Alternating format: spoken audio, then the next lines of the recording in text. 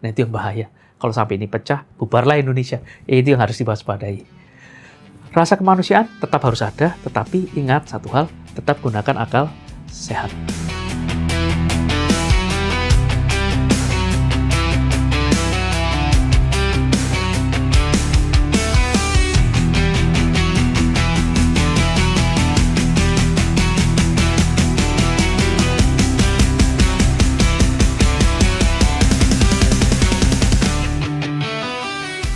Selamat bertemu kembali.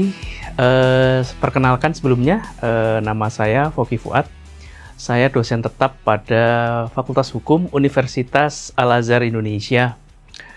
Di sini saya ingin sedikit berdiskusi, berbincang, ngobrol-ngobrol lah gitu ya, tentang fokus utama kita pada gagasan wawasan kebangsaan. Nah, kita bisa kaitkan wawasan kebangsaan kita dengan beberapa masalah yang terjadi.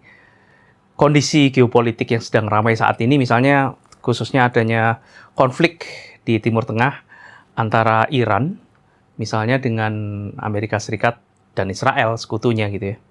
Yang tentunya itu harus jadi perhatian kita. Kita tidak lagi bisa melihat pada tetangga kiri kanan semata atau melihat diri kita ke dalam aja, tapi kita sudah harus, pemikiran kita sudah harus meluas begitu, khususnya bagi Gen Z ini. Dampak yang terjadi di luar itu sangat berpengaruh dengan apa yang terjadi di dalam. Contoh, terjadinya kasus sengketa yang terjadi antara Amerika, Israel, dengan Iran misalnya.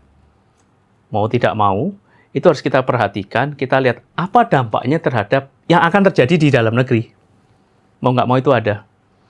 Oleh karena itu, kita coba untuk melihat lebih dalam, mengaca satu hal yang perlu kita perhatikan adalah bagaimana harusnya respon kita terhadap setiap hal yang terjadi di luar terhadap diri kita.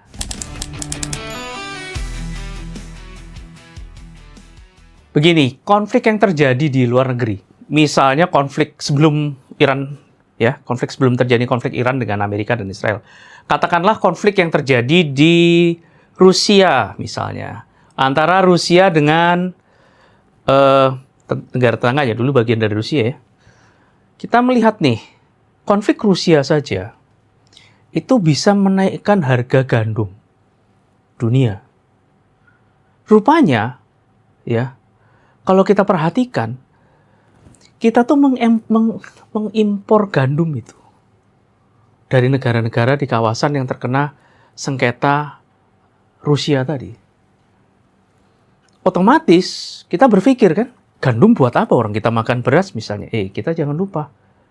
Kita ini makan bukan sekedar nasi beras, tapi kadang-kadang sering pula kita makan dari bahan gandum. Misalnya apa? Roti misalnya. Atau yang sering kita makan lah, mie ayam misalnya, tepung, kue-kuean.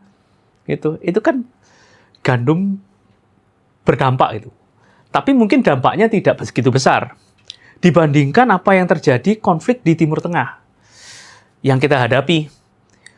Konflik ini kan bukan sekedar konflik perang fisik ya, tetapi konflik ini sudah konflik yang sudah masuk ke tataran penghancuran ekonomi. Misalnya yang dilakukan oleh Iran dengan menutup Selat Hormuz, balasan Amerika Serikat yang juga akan memblokade pelabuhan-pelabuhan Iran. 20% dari yang kalau kita lihat jalur pasokan minyak dunia itu dari situ. Gitu.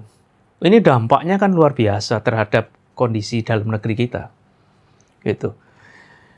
Kalau kita perhatikan aja, kita dari 20% itu saja, itu dampak ekonomi ke Indonesia itu bisa luar biasa. Kenapa? Kita membutuhkan minyak yang didatangkan dari Timur Tengah dan sebagian besar melewati selat itu. Itu. Ini perdagangan minyak global itu hampir sebagian besar melewati Selat Hormuz. Itu bisa merembet pada keadaan ekonomi dalam negeri kalau kita nggak peduli gitu. Memang dipikirnya terjadi perang di sana, nggak juga. Dampaknya kita melihat apa? Harga minyak bumi yang naik, gitu ya. Harga minyak bumi yang naik karena terjadi proses pemblokiran selat itu yang dilakukan oleh siapapun juga. Khususnya dalam ini kita melihat Iran sementara ini ya, dan mungkin akan dibalas oleh yang lain juga takutnya begitu, itu dampak kenaikan harga minyak dunia itu langsung melambung. Di negara-negara Eropa, bahkan di Amerika Serikat sendiri, kenaikan harga minyak itu udah luar biasa.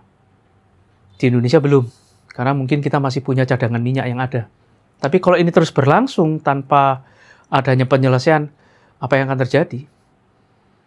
Bayangin aja kalau harga minyak naik, itu kan dampaknya luar biasa. Gitu. Apa yang sekarang kita rasakan? Harga bensin mungkin yang sebentar lagi akan naik. Kalau harga bensin itu, Pertalite itu naik, kita bisa lihat mungkin harga transportasi, ongkos transportasi publik juga akan naik. Ongkos transportasi publik naik akan berdampak pada harga pangan yang juga naik. Karena kan ketersediaan pangan dari daerah diangkut ke kota-kota besar, itu kan menggunakan alat transportasi yang membutuhkan energi dari minyak itu. Kita bisa bayangkan berapa biaya logistik yang harus ditambahkan. Kemarin kita lihat biaya aftur saja sudah luar biasa naik gitu. Sehingga tentunya berdampak pada kenaikan harga tiket pesawat. Gitu. Walaupun kita nggak terlibat langsung di dalam konflik perang itu, tetapi kita harus sadar bahwa ada dampak lain. Bukan hanya dampak fisik tentunya ya, tetapi adalah dampak ekonomi yang kita rasakan begitu luar biasa gitu. Mungkin kita nggak mengerahkan pasukan militer katakanlah untuk terlibat dalam perang itu, tetapi kita mempertahankan apa yang ada. Takutnya apa? Tekanan inflasinya menjadi luar biasa, gitu.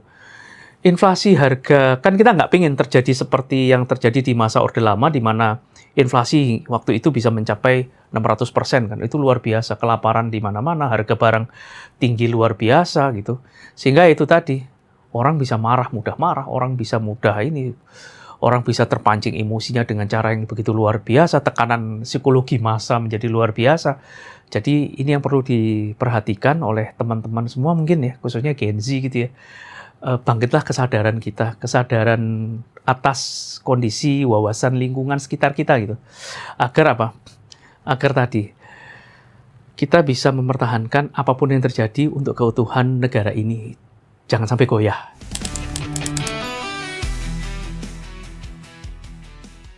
Ini hal yang menarik. Kebutuhan energi kita, khususnya minyak bumi ya, itu belum seutuhnya ditopang dari produksi dalam negeri. Nah, kalau kita perhatikan, kita masih membutuhkan pasokan minyak dari luar, khususnya dari negara-negara Timur Tengah. Sehingga kalau negara-negara Timur Tengah ini bergejolak, nah ini dampaknya juga kita rasakan ya cukup signifikan bagi potensi munculnya inflasi kita ya. Harga-harga barang tentu naik luar biasa, harga-harga transportasi juga akan melambung luar biasa. Kalau kita lihat dari laporan Ditjen Migas, itu lifting minyak di 2025 sekitar 605.000 barel per hari. Impor minyak Indonesia itu sudah berada di kisaran 1 juta barel per hari itu. Nah, kalau kita lihat jalur Selat Hormuz sebagai pasokan utamanya, 20% minyak dunia lewat situ itu terganggu, kita bisa bayangkan apa yang akan terjadi bagi keutuhan ekonomi kita, ketahanan ekonomi kita. Nah, ini harus kita sadari. Oleh karena itu, kita bisa melihat bagaimana respon pemerintah kita ya. Ya tentunya kan melihat warga masyarakat yang sebagian besar masyarakat kita ini kan bukan masyarakat yang seperti masyarakat Dubai yang kaya raya misalnya kan. Masih banyak juga warga kita yang miskin misalnya gitu. Dan ini kan sangat rentan ini. Ya pemerintah tentunya tidak boleh tinggal diam gitu ya. Sampai detik ini, sampai hari ini, harga minyak masih belum bergejolak seperti di luar negeri. Untungnya masih di situ. Berarti pemerintah dalam tanda kutip, bagi saya pribadi, sudah melakukan hal-hal yang bisa menekan agar harga minyak itu tidak naik. Tapi kita lihat seberapa kuat kita. Nah, kita lihat, kita perlu menjaga stok BBM, stok gas misalnya. Kita coba mengalihkan sebagian, bisa nggak kita mengalihkan sebagian sumber-sumber impor kita yang tadinya dari Timur Tengah misalnya, kita coba mengimpor dari negara-negara lain, bisa nggak itu? Itu. Kita lihat harganya, apakah harganya lebih mahal atau lebih efisien atau tidak, kita nggak tahu, mungkin ahlinya yang akan tahu gitu ya. Nah, kita juga lihat gitu, apakah dari negara-negara sekeliling kita bisa nggak sih memasok BBM bagi kita. Nah ini yang saya bukan ahlinya, tapi dari situ kita harus melakukan hal-hal yang Kalau dalam bahasa kita mungkin diversifikasi ya, tapi itu mungkin harus kita pikirkan dari sekarang untuk mengurangi ketergantungan energi yang begitu besar. Selain itu juga perlu dipikirkan ketahanan energi kita dari dalam negeri. Kita juga harus mencoba untuk memperkuat energi dalam negeri kita. Minyak bumi kita mungkin harus mulai ditingkatkan. Saya bukan ahli yang begitu mendalam di bidang itu, tapi saya berpikir untuk memperkuat ketahanan bangsa, wawasan kebangsaan kita harus mencoba untuk memperkuat posisi kemandirian kita secara energi, gitu. Harus ada apa lagi? Memperkuat pengawasan distribusi BBM kita. Nggak bocor lah istilahnya, supaya yang tidak berlayak untuk mendapatkan, kemudian dengan mudah dia mendapatkan, itu kan merugikan banyak orang misalnya. Kita berusaha gitu. Pemerintah juga harus berusaha untuk menekan gejolak harga dalam negeri. Bantalan subsidi ya. Tapi ini tentunya berat, karena akan berkaitan dengan kekuatan ekonomi kita ya. APBN kita kuat nggak sih? Nah itu. Oleh karena itu, tetap perlu yang harus kita rasakan, yang harus kita waspadai gitu ya, adalah tekanan terhadap harga BBM ini, ongkos distribusi, nanti dampaknya ke tarif transportasi, dampaknya lagi ke kebutuhan pokok. Tapi pada saat yang sama pemerintah telah melakukan langkah ini, harus melakukan langkah-langkah yang dirasakan cukup efektif agar bisa menjamin ketahanan energi nasional kita. Kalau enggak, bisa bahaya. Nah, ini yang perlu kita lihat, antisipasi untuk menjaga ketahanan energi nasional kita, khususnya di sektor bahan bakar itu. Ini dampaknya luar biasa. Tekanan global itu pasti ada gitu ya. Tapi jangan sampai tekanan yang terjadi di luar itu berdampak pada krisis yang terjadi di dalam negeri. Pasokan kita terbatas, takutnya nanti menimbulkan krisis sosial. Itu yang jangan sampai terjadi.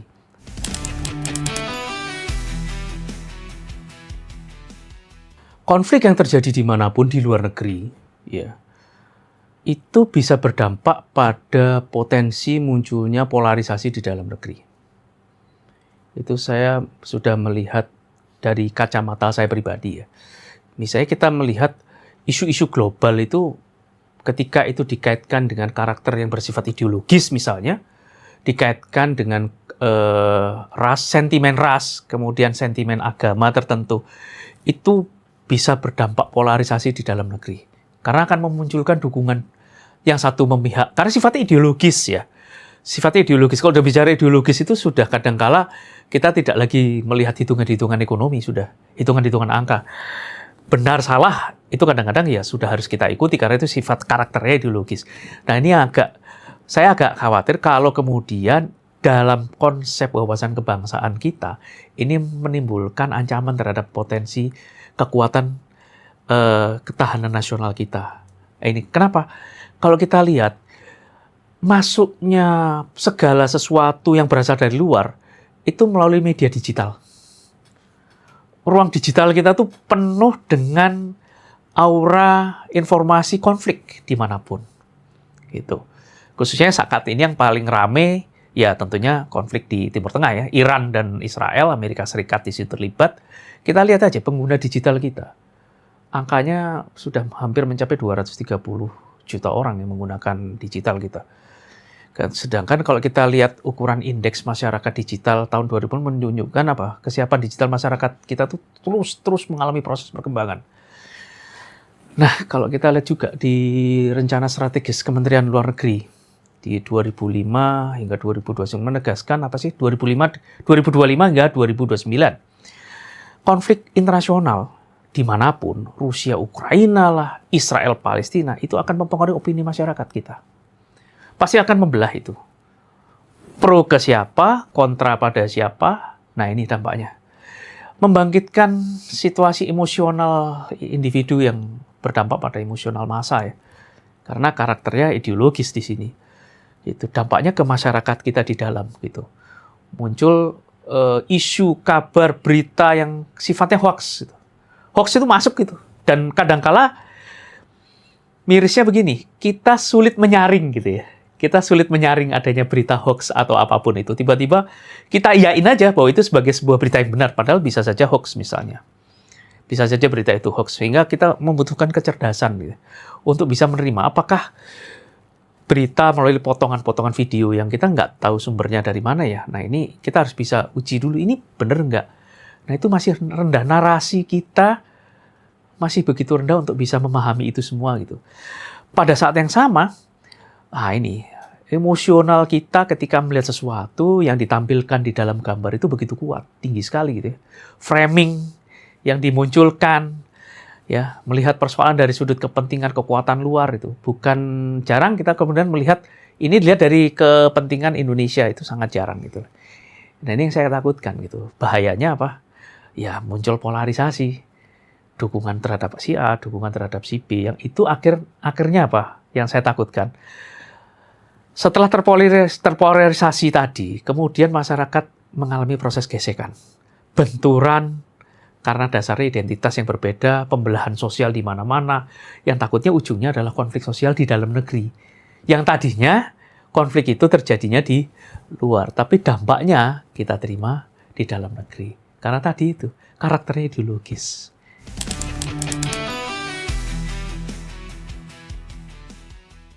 Kalau kita melihat posisi Indonesia dalam terjadinya kerawanan internasional ya, kondisi geopolitik dunia saat ini, konflik antara Rusia dan Ukraina, konflik antara Iran dan Israel, tentunya Amerika terlibat juga. Sikap Indonesia harus seperti apa sih sebetulnya? Kalau saya pribadi ditanya seperti itu, kita punya satu prinsip yang sudah dijalankan selama berpuluh tahun. Yang itu terjadi sejak tahun 1955 dengan adanya Konferensi Asia Afrika yang melahirkan Dasar-Sila Bandung. Nah, konsep bebas aktif itu muncul dari sini sebetulnya. Kalau kita bisa lihat ya, menelusuri perjalanan bahkan lebih tua lagi sebetulnya. Dasar-Sila Bandung itu kalau kita lihat itu masih relevan hingga saat ini. Di tengah kekacauan umat manusia di dunia ini. Konflik di dunia di mana-mana ini, konflik-konflik ini bisa kita sikapi dengan pendekatan Dasar-Sila Bandung. Nah, kaitannya apa? Ini sejalan dengan wawasan Nusantara kita ya, wawasan kebangsaan kita. Kita menyatakan tegas di dalam Dasar-Sila Bandung. Apa? Penghormatan terhadap kedaulatan, penolakan terhadap penjajahan dimanapun. Begitu. Penyelesaian sengketa yang terjadi secara internasional itu harus diselesaikan secara damai. Hidup berdampingan secara setara antar bangsa, kemudian dalam situasi dunia yang kembali dipenuhi konflik, apapun itu, persaingan kepentingan, apapun itu, prinsip itu tetap harus kita jaga. Kenapa? Inilah sikap Indonesia yang sudah dari era Orde Lama dijalankan, Orde Baru dijalankan, bahkan sampai saat ini. Untuk menegaskan posisi kita agar kita tidak mudah terseret di dalam tarikan blok barat, blok timur, blok A, blok B, blok macam-macam.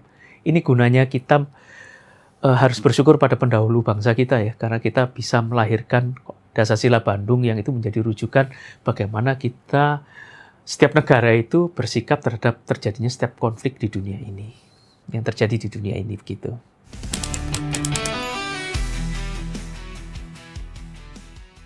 Ini menarik. Satu hal yang harus kita sadari. Masyarakat Indonesia tetap harus aware, peduli terhadap kondisi yang terjadi sekeliling. Kesadaran atas geopolitik dan geostrategi kita, apa yang terjadi dan langkah apa yang harus kita bisa lakukan. Kita juga harus aware terhadap isu-isu global selama ini apa aja. Nah, tetapi yang juga harus diperhatikan, awareness kita terhadap situasi kondisi sekeliling kita ini, itu juga harus diimbangi dengan apa? Diimbangi dengan akal sehat. Datanya ada, artinya kalau kita bicara, itu harus ada basis data misalnya. Penggunaan akal sehat itu penting sekali, agar kita tidak mudah terseret hoax, itu yang bahaya. Dan kita juga harus menyadari, kita punya konsep wawasan kebangsaan yang ini jangan sampai punah. Kalau ini punah, wah selesai sudah kehidupan berbangsa dan bernegara kita. Ini secara naluri pasti hal ini terjadi secara alamiah misalnya. Ada yang pro ke A misalnya, ada yang pro ke B, karena karakternya kan tadi konfliknya ideologis ya. Artinya itu Itu secara alami, naluriah manusia, itu biasa. Tetapi kalau itu kemudian menimbulkan konflik di dalam, nah ini yang bahaya. Kita punya wawasan kebangsaan yang harus kita jaga gitu loh. Kita sebagai bangsa besar yang harus kita jaga. Nah, seperti kasus di Selat Hormuz itu, yang mempengaruhi 20% aliran minyak dunia kita, ya, itu besar sekali ya. Sedangkan kita juga harus melihat di dalam negeri ini, kita punya hampir 250 juta, sekitar 229 juta penduduk Indonesia ya, pengguna internet yang aktif dalam internet maksud saya di sini. Nah, yang kalau ada krisis itu bisa memicu tekanan ekonomi dan ledakan narasi di internet yang begitu luar biasa. Ruang digital kita menjadi begitu ramai ya, Anda bisa bayangkan 230 juta orang riuh di internet itu, wah, itu luar biasa. Narasinya kita sudah tidak bisa kontrol lagi seperti apa ini. Oleh karena itu, satu hal kita harus selalu check and recheck terhadap setiap sumber informasi yang masuk. Kita harus bisa membedakan antara solidaritas kemanusiaan di satu sisi, keberpihakan geopolitik di sisi yang lain gitu ya. Dan tentunya satu hal, tetap menempatkan kepentingan Indonesia, persatuan kita, persatuan nasional kita. Capek-capek itu para pendiri bangsa berjuang untuk mendirikan republik ini. Kalau setelah sekian puluh tahun kita rusak kan, bagaimana mereka sedihnya ya. Para pejuang-pejuang kita dahulu itu seperti apa mereka yang sudah bersusah payah memerdekakan republik ini ya. Nah, jangan sampai kalau kita memiliki simpati, ya wajar lah kita punya simpati, empati, itu wajar, itu manusiawi, sangat-sangat manusiawi. Tetapi jangan sampai itu kemudian digunakan oleh pihak-pihak yang tidak bertanggung jawab untuk memecah persatuan kita, memecah belah kita, memecah belah soliditas kita. Bahkan yang berdampak yang cukup bahaya adalah apa? Memecah ketahanan bangsa yang terjadi di dalam negeri yang selama ini telah solid. Nah, itu yang bahaya. Kalau sampai ini pecah, bubarlah Indonesia. Itu yang harus diwaspadai. Rasa kemanusiaan tetap harus ada, tetapi ingat satu hal, tetap gunakan akal sehat. Nah, begini, sebagai penutup dari diskusi kita ya di hari ini gitu. Penting bagi kita untuk menyadari di tengah dunia yang sudah terbelah-belah seperti ini, terfragmentasi seperti ini, kita harus tetap sadar bahwa wawasan kebangsaan kita adalah salah satu perisai utama kita. Agar Indonesia tidak menjadi objek. Nah ini, justru kita harus menjadi subjek. Dalam apa? Dalam percaturan geopolitik global. Jangan mau kita dijadikan objek. Kitalah yang harus menjadi pelaku. Kitalah yang harus aktif di situ. Tadi ingat kita punya Dasar-Sila Bandung, ya. Meskipun dinamika ekonomi, ancaman dari mana-mana, polarisasi kehidupan masyarakat melalui media digital, akibat konflik yang terjadi di Eropa, di Rusia, Ukraina, hingga sekarang ada di Timur Tengah seperti konflik antara Iran dan Israel, gitu. Tapi kita harus berpedoman pada apa? Kita harus melihat berpedoman pada wawasan kebangsaan kita. Kita punya idealisme sebagai sebuah bangsa yang itu nggak boleh hilang. Nah, perlu kita ketahui apa? Kedaulatan kita sebagai bangsa. Itu harus selalu kita jaga. Ya. Kita tetap harus melihat, jangan sampai kita terlena untuk mendukung salah satu pihak, kemudian merugikan diri kita sendiri. Kita harus tetap melihat situasi apapun yang terjadi, kita harus tetap berpijak pada kepala dingin. Kita bijak menyaring setiap informasi yang masuk. Jangan sampai ada propaganda manapun yang masuk, kemudian bisa memecah rasa persaudaraan yang ada di dalam negeri. Sekali lagi saya katakan, membela siapapun yang kita bela, itu sangat manusiawi. Tapi jangan sampai, sekali lagi, membelah persaudaraan kita, solidaritas kita sebagai bangsa, termasuk soliditas kita sebagai sebuah bangsa. Kita harus melihat apa? Selalu kepentingan nasional kita tempatkan. Gitu. Oleh karena itu, saya Foky Fuad, mari kita terus perkuat ketahanan nasional kita, jaga marwah bangsa Indonesia agar tetap berdiri tegak di atas kaki kita sendiri.